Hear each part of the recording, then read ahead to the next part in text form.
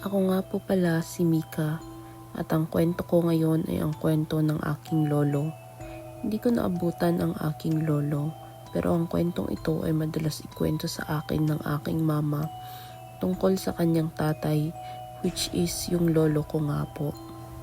Sa isang malamig at tahimik na silid sa ospital kung saan ang tanging naririnig ay ang mabagal at panatag na pagtunog ng heart monitor, nakatayo si mama sa tabi ng higaan ni lolo. Ang amoy ng gamot ay napakatapang sa loob ng kwarto, tila nagpapaalala sa lahat na ang buhay doon ay nakasabit na lamang sa isang napakanipis na sinulid. Pinagmasdan ni mama ang mukha ng kanyang tatay, ang balat ni lolo na dati ay kayumanggi at matipuno dahil sa maraming taon ng pagtatrabaho sa ilalim ng init ng araw sa bukid, ay naging napakaputi at tuyo na noong mga sandaling iyon. Sa edad na 85, dahan-dahang napagod ang kanyang katawan. Walang malalang sakit na sinabi ang mga doktor. Sadyang ang kanyang puso at mga organs ay unti-unti nang humihinto dahil sa matinding katandaan. Nakapaligid ang buong pamilya sa kanyang higaan. Hawak ni mama ang kanyang kanang kamay, habang ang aking mga tiyo at tiya ay nakahawak din sa kanyang kabilang kamay. Naramdam na ang malamig na pakiramdam. Walang sino man sa kanila ang nagsalita. Ang lahat ay nakatitig lamang sa kanya, naghihintay sa hindi maiiwasang huling sandali ng kanyang buhay sa mundo. Habang lumalalim ang gabi, mas lalong bumabagal ang paghinga ni lolo. Ang bawat paghatak niya ng hangin ay tila isang malaking pagsusumikap, hanggang sa dumating ang isang napakahabang buntong hininga. Matapos iyon, tuluyan nang tumigil ang pagtaas at pagbaba ng kanyang dibdib. Mabilis na pumasok sa silid ang dalawang doktor at isang nurse. Sa pamamagitan ng kanilang mga kagamitan, sinuri nila ang kanyang mga mata gamit ang maliit na ilaw. Pinakinggan ang kanyang dibdib at tinignan ang pulse rate neto. Pagkaraan ng ilang minutong pagsusuri, dahan-dahang yumuko ang doktor at inihayag ang eksaktong oras ng kanyang pagkamatay. Sinabi nila na pumanaw si lolo ng napakapayapa dahil sa katandaan. Nabalot ng matinding lungkot ang buong silid. Hindi napigilan ni mama ang umiyak ng malakas habang yakap ang katawan ng kanyang ama. Ang aking mga tiyo at tiya ay tahimik ding nagpupunas ng kanilang mga luha sa isang sulok. Inayos ng nurse ang kumot ni lolo at pinatay ang mga aparatong nakakabit sa kanya. Inihanda na rin nila ang mga papeles para sa paglilipat ng kanyang labi sa funeral home. Tinititigan ni mama ang kanyang tatay. Ang mukha neto ay mukhang napakapayapa na tila ba nakawala na siya sa mahabang panahon ng pagod sa buhay. Halos 5 minuto na ang nakalipas mula nang ideklara ang kanyang pagkamatay, habang si mama ay inaayos ang maliliit na gamit ni lolo sa bag at ang mga nurse ay naghahanda na ng gagamiting stretcher. May isang bagay na pumatid sa tahimik na pagluluksa ng lahat. Isang napakalakas at malalim na pagsinghap ng hangin ang narinig mula sa higaan. Nagulat ang lahat at napatingin kay lolo. Sa harap ng kanilang mga mata, dahang-dahang napaupo si lolo sa kanyang higaan. Ang mga matang akala ng lahat ay nakapikit na habang buhay ay biglang dumilat ng malaki. Ang kanyang balat na kanina ay napakaputi at lumalamig na ay dahan-dahang nagkaroon muli ng kaunting kulay. Dahil sa gulat, mabilis na ikinabit ng nurse ang aparatos sa kanyang dibdib. Ang monitor na kanina papatay ay muling nagliwanag at naglabas ng mabilis at malakas na tunog ng pagtibok ng puso. Ang mga doktor na kakaalis lang ay mabilis na bumalik sa silid na hindi makapaniwala sa kanilang nakikita. Sinuri nila muli ang kanyang presyon at mata, ngunit wala silang maibigay na medikal na paliwanag kung paano ang isang taong patag na ang tibok ng puso ay biglang nabuhay muli. Hindi agad nagsalita si lolo upang makipag-usap sa kanila.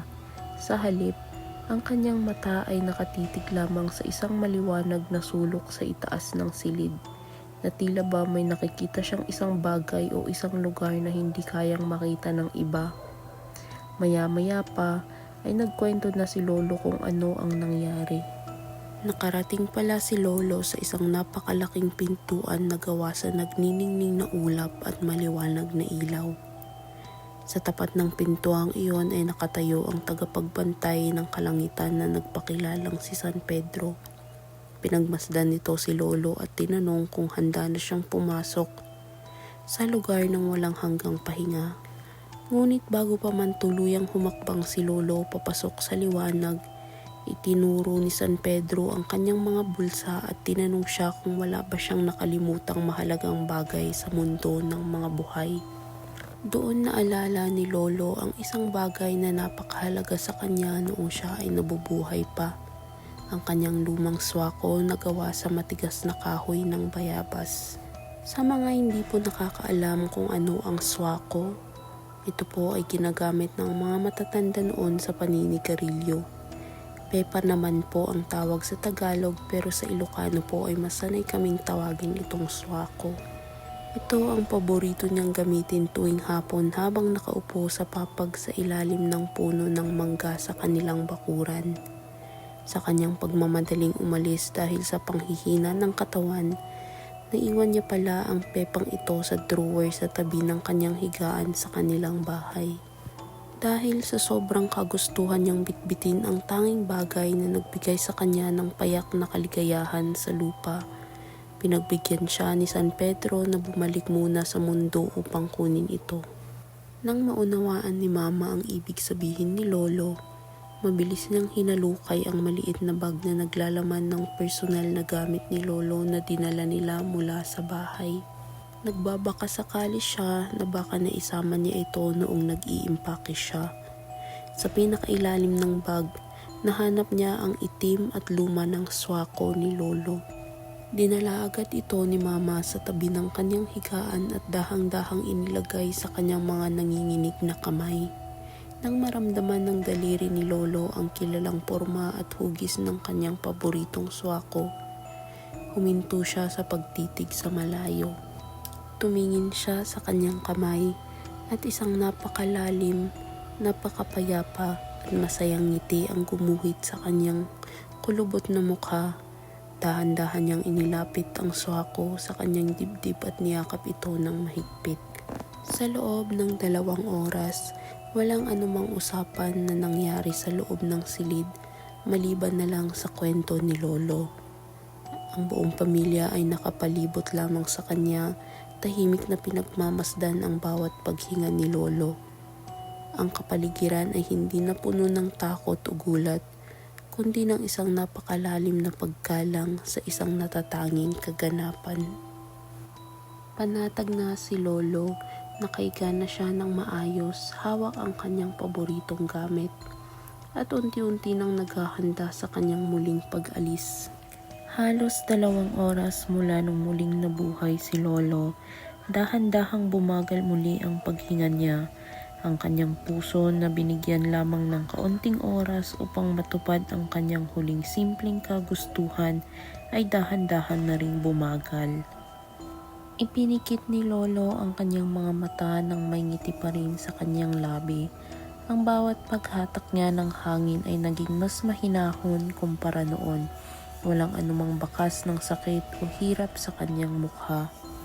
Hanggang sa dumating ang kanyang huling paghinga, dahan-dahang tumigil ang pagtibok ng kanyang puso. Ang linya sa monitor ay muling naging patag sa ikalawang pagkakataon. Eksaktong 2 oras matapos siyang magising. Sa pagkakataong ito, walang malakas na iyakan sa silid. Si Mama ay tahimik lamang na nagpunas ng luha habang nakangiti na pinagmamasdan ang kanyang tatay.